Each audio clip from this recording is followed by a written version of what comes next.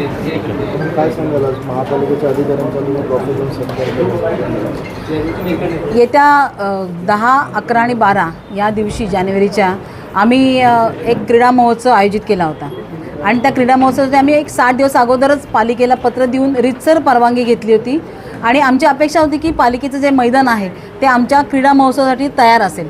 परंतु त्या मैदानाची पाहणी केली असता असं दिसलं आहे की ॲथलेटिक्ससाठी जो ट्रॅक बनवायला पाहिजे तसा कुठलाही ट्रॅक तिथे बनवला गेलेला नाही आहे आणि मैदानाची अवस्था अतिशय वाईट आहे. म्हणजे मुलं धावू शकत नाहीत त्या मैदानावर, कारण शाळेतली आणि महाविद्यालयीन मुलं तिथे स्पर्धेमध्ये भाग घेणार होती.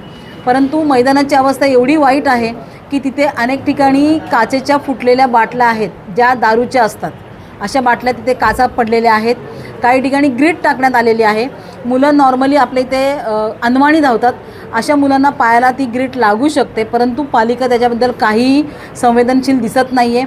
आज जर त्या मुलांना काही दुखापत झाली आणि मग त्यांना जर काही लागलं तर त्याच्यासाठी म्हणून आम्ही नाईलाजास्तव ही स्पर्धा जी आहे ती पोस्टपोन करत आहोत. आम्हाला अतिशय वाईट वाटतं आहे की 2,500-3,000 हजार मुलं आज भाग घेणार होती आणि मुलांना अतिशय हौस होती, शाळांनासुद्धा उत्साह होता की एक चांगली स्पर्धा आज डोंबिवली शहरामध्ये होणार आहे.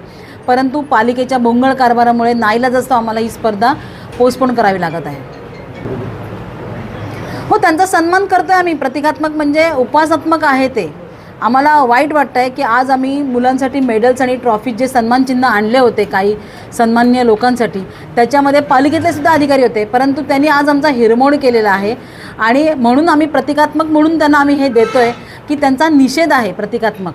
की आपण म्हणतो ना काही वेळेला की गुलाबाचं फूल देऊन शिकवावं, तसा हा प्रकार आहे. परंतु देताना आम्हाला आनंद होत नाही आहे की पालिका आज 5 वर्ष होत आली आहेत, एकही लोकप्रतिनिधी नाही आहे. परंतु असं वाटत होतं की बाबा इथले जे काही पालिकेचे अधिकारी आहेत ते सक्षमपणे कारभार हाकत असतील, परंतु मला असं वाटतं की त्यांना जाब विचारणारं कोणी नाही आहे, म्हणून इथे हा असा भोंगळ कारभार सुरू आहे.